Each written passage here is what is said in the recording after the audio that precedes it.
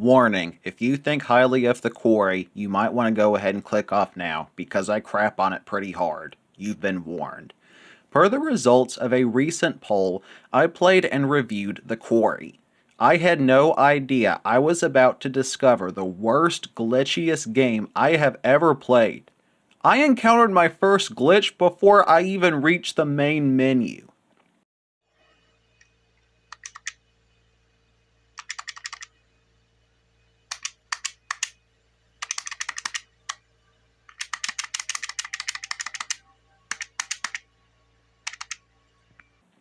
The game wasn't registering I was pressing the A button, so I had to exit to the main menu, reselect the game, and then it realized I was pressing A, and this was not an isolated incident. I put the game in my console 6 times, I think, and 5 of the 6 times I encountered the same issue. Pretty annoying. Unfortunately, that's just the start of my performance complaints. The game often suffered from lag, which is always annoying. In the Quarry, I experienced glitches I had never seen in any game before ever. I'm going to call these blackout glitches. Sometimes my screen just randomly went black for 5 to 10 seconds, but the audio kept playing. Other times I had no visual and no audio, and after a few seconds the game suddenly reappeared and it was clear I missed something in the game that had happened. I also had repeating audio glitches, where characters would repeat audio lines while talking with other characters. Somebody forgot to clear the place out. Seems somebody forgot to clear the place out. Haley Hackett, Chris's daughter. Whatever I shot, that was no girl. Haley Hackett, Chris's daughter. Whatever I shot, that was no girl. On one occasion, I encountered a glitch where the character I was with randomly disappeared, then reappeared a minute later. Another glitch was a flashlight glitch. One character was using a flashlight. It was very clearly turned on, but it was only sometimes producing a light beam. Possibly the worst of all of these were the achievement glitches. I know for a fact I completed one achievement, and I am very positive I completed another, but it just didn't register. The two I'm discussing are first the achievement for never missing in a combat encounter. I never missed, so I don't know why I didn't get it. The other glitched achievement is unlocked by reuniting characters Max and Laura in the game. They got reunited, so maybe it had to be done in a very specific way, but they got reunited and I didn't get the achievement.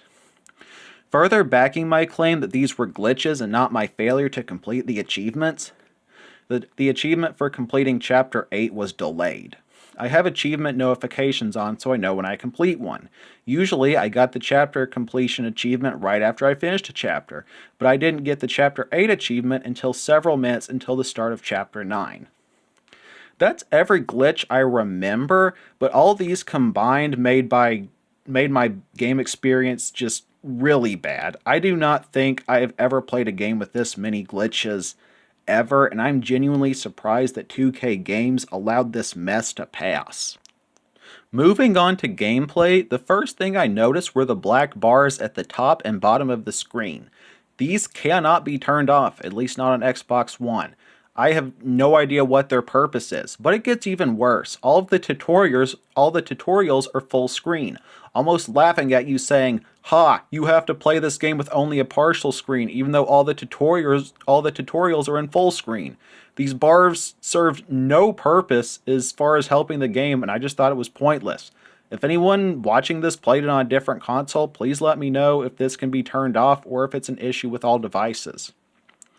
Next up, we have bad camera angles. Several times I was trying to look at a certain place, but my character seemed determined to look at everything but the desired area. And this was an issue throughout almost the entire game. And all of the characters move insanely slow. I know senior citizens who walk faster than the teenagers in this game. It got kind of annoying having to move at a Yoda pace to get anywhere. Sometimes while snail walking through areas, you find various interactable objects. Some of them can be picked up and carried, but almost all of them are useless clues, quote unquote, and evidence, as they're called, and they serve no real purpose in the game other than just filler content. All the worst gameplay points out of the way, the Quarry is a Telltale style game without the actual Telltale quality. Most of the gameplay is quick time events and decision making, and you occasionally get to use a gun. A lot of the decisions were either pointless or really bad. For example, you were often given a choice to run or hide. I usually opted to hide, but my character was discovered 2 seconds later and forced to run. And similar to Telltale games, most decisions you make have no real impact on the story. And you're often given 2 really bad decisions and you just really want a third option because both are absolutely awful, so you just choose the least bad of the 2. I wish I could say the gunplay was fun, but it was usually really stupid. The gun mechanics in this game make absolutely no sense, and it appears the developers know almost nothing about guns. Sometimes the gun mechanics were realistic, other times they weren't. For example, when you first use a gun, it's to shoot watermelons. When you shoot the melons, they're almost entirely destroyed. From a former skeet shooter, this is realistic. If you shoot a watermelon from 10 feet away with buckshot, there's not going to be much left.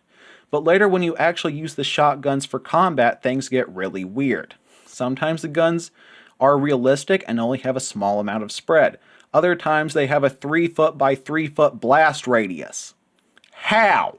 How can the same gun have almost no spread while also having a ton of spread? It makes no sense. A couple examples. When you shoot Bobby Hackett, who's dragging one of the kids away, I shot him in the shoulder from maybe 10 feet away.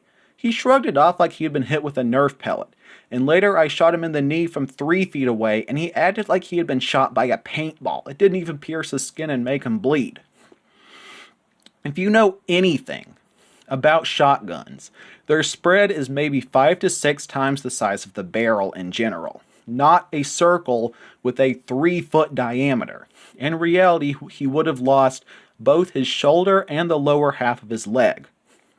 If I can destroy a clay disc while it's 20 feet in the air with 12 gauge buckshot, it'll blow someone's knee off from 3 feet away.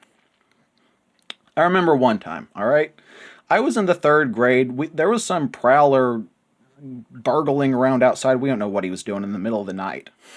But my country girl mama went outside with her Remington 12 gauge, yelled some interesting words, and fired a warning shot at the ground, sending the prowler running. I know she had just used birdshot, and in the morning my sister and I went outside to see a hole larger than a baseball in the ground where my mom had shot. So assuming the kids were using the weaker birdshot instead of buck, Bobby's knee wouldn't have stood a chance.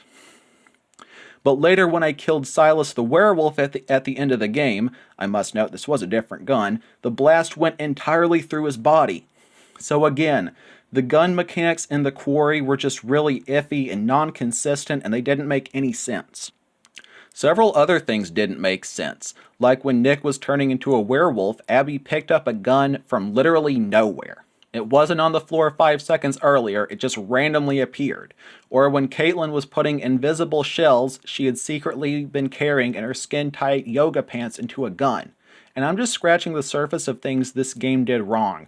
I want this video to be under 20 minutes, so there's no way to really go over all of them. Another large issue I had with the game, almost all of the teenagers are idiots, except for maybe Laura. They did a lot of stupid stuff and often did nothing to help their friends in distress when it was within their ability to do so. Or when Emma was turning into a werewolf and recording herself, how did she not notice that she was growing fangs and her blood vessels looked like they were about to pop? How do you not notice that? And my word, were the teenagers horny. Multiple times while in dangerous situations, they were talking about sex. Really? You're being hunted by multiple creatures, it's dark, you can barely see, and the only thing you can think about is human intercourse? Come on, who wrote this? A 13-year-old boy? I was writing more intelligent stories than this when I was 13. Moving on to the story aspect, the story was really bad and feels like it was written by a couple of middle school Twilight-obsessed girls. It was a pretty basic a bunch of college kids at summer camp horror tale. Not that there's anything wrong with that, it's just super unoriginal and has been done 100 times. And why on earth do the werewolves look like they're Gollum's cousin? As far as the horror elements, I must criticize this game. It relies on cheap jump scares and bloodbaths to try to be scary, something that takes no real talent to write, which is why I love games such as We Happy Few and Alice Madness Returns. The horror there is almost entirely from intelligent story writing, not jump scares. I'm not saying that there's anything wrong with jump scares, looking to games such as Poppy Playtime or Five Nights at Freddy's, but these games have original stories of horror to go along with them. The Quarry doesn't. Adding to the poor story writing, this game had more profanity than I think I have ever seen in any game. It served no purpose and added absolutely nothing to the story. And to top it all off, the 15-minute credits are unskippable. Was there anything I liked about this game? Abby was kinda hot. That's pretty much it. The graphics were decent, but I've seen better from smaller companies. A couple examples being the game's Contrast and Bright Infinite. Honestly, after much consideration, I am making the statement on this day, February 2nd, 2024, the date of recording, that The Quarry is the worst game I have ever played. Final score, 0 out of 10. Don't buy this game. If you're determined to play it, see if you can get a GameFly rental or borrow it from someone who was unfortunate enough to waste their money on this. I would play the Gollum game before the Quarry any day. No. Well, that's all I have to say. You know, I thanks for watching. I really want to know your thoughts on this one. Keep in mind, this is just my personal opinion, but this game was a waste of like 11 hours to me. I mean, if you enjoyed it, good for you. We're all different. But this is the worst game I've ever played. I mean, I'm not exaggerating. I have never disliked a game as much as I disliked The Quarry. Just don't buy this. Don't make the same mistake I did. Jesus loves you. Thanks for watching. Goodbye. Did you hear that? Huh? It's probably nothing.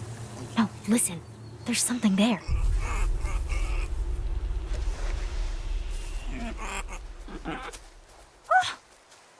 Look!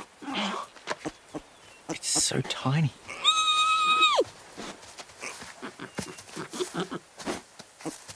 My God, he's so